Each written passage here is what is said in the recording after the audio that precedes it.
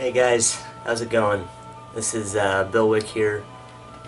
I'm in my Northside office and I just wanted to touch base with you for a second and share some of what I've been experiencing lately. I've had numerous clients that have been suicidal. They really, it's not that they don't want to live, it's that they just don't want to feel the way they've been feeling.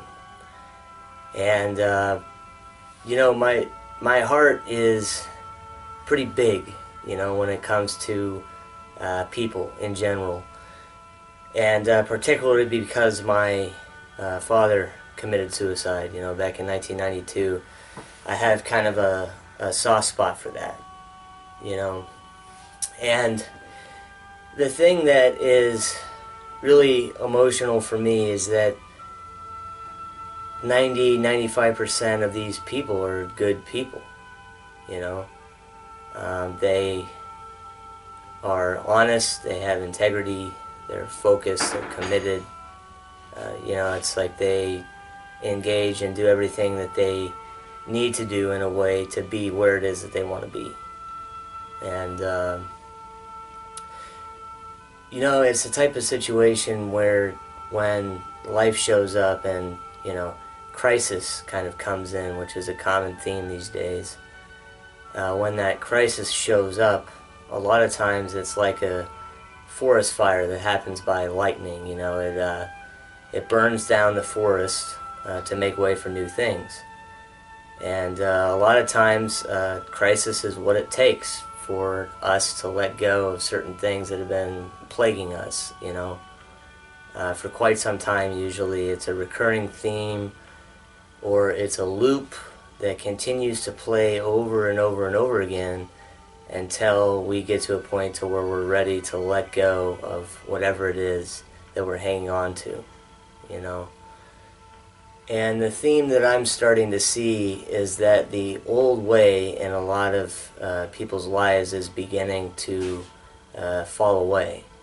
And it's causing a lot of chaos, including myself, because a lot of us want to hang on to that old way, the way that we know, the way that's familiar.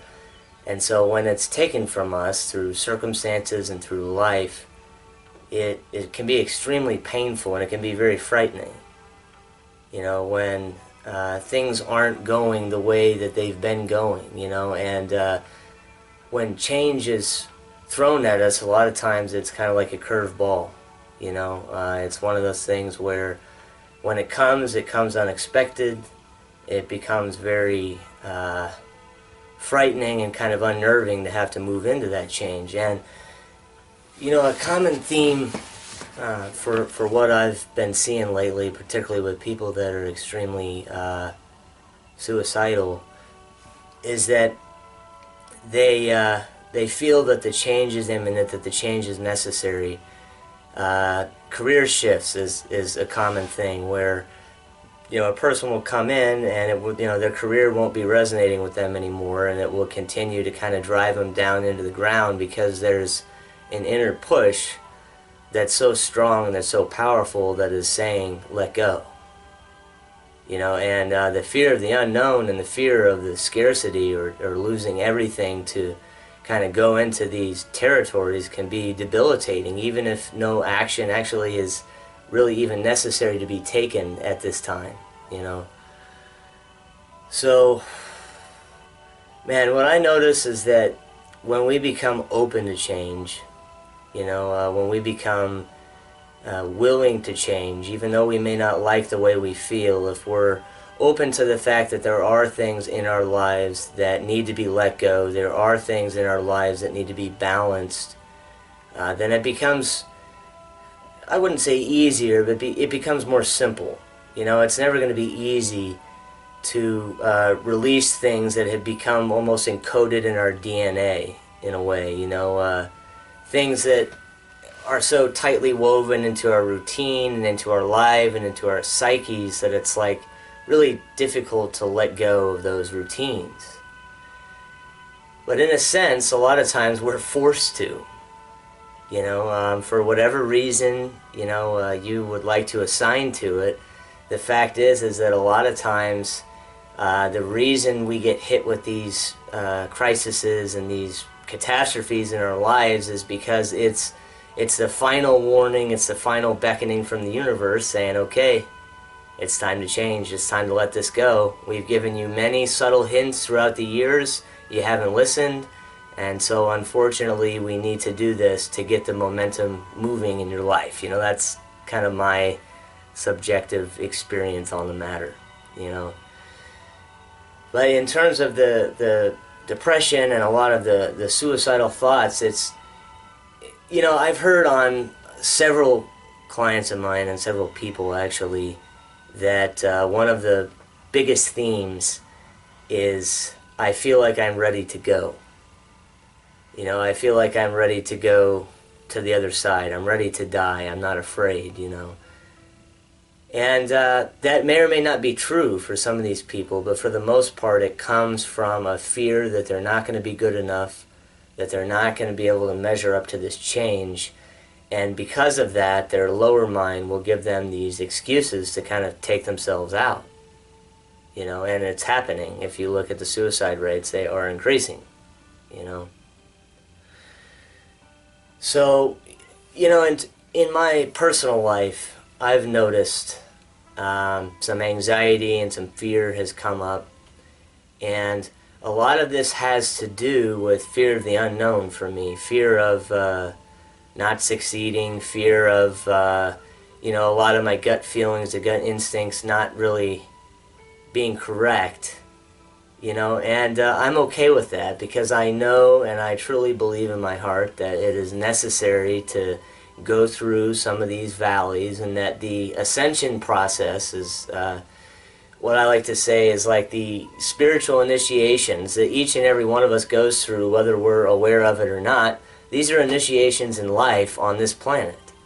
You know, initiations in unconditional love, initiations in forgiveness, initiations in opening up to higher forces, to higher dimensions, to a higher power, you know, opening up to healing, being willing to go down into the valleys in our lives and confront the darkness that lies there, that's lied there for a long time, so that we can see it for what it is, we can go in fearlessly and take an inventory, and we can leave with closure.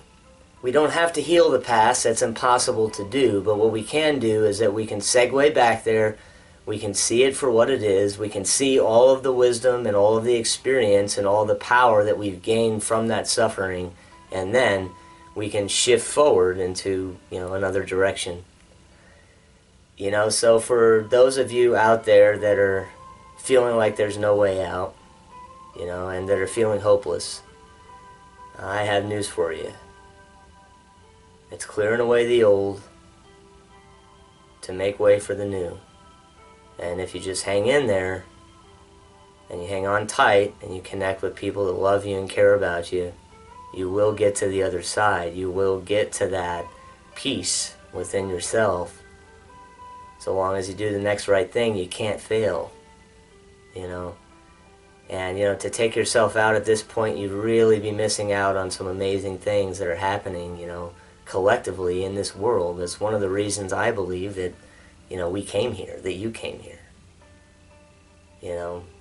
So this really separates the men from the boys, you know, or the women from the girls, so to speak, you know, is to ride it out, ride this wave out, hang on tight, and know that this is happening for a reason, and that it's actually awesome. It's powerful, it's dynamic, and it is extremely real. So I love you guys. I hope everyone is doing well. And I'm thinking about having my little meditation next Saturday. I actually canceled last Saturday because I didn't really plan it the right way. So I'm going to keep the videos coming. I'm going to keep the energy coming. And more important than anything is to just let you guys know that I'm extremely grateful for you being in my life. And also that, you know, if I can be of service to you in any way, you know, just give me a shout on Facebook. You know, I'm happy to help. I know there's some serious heavy shit that's going on right now, and I'm here for you guys. So I love you, and I hope you have a good day.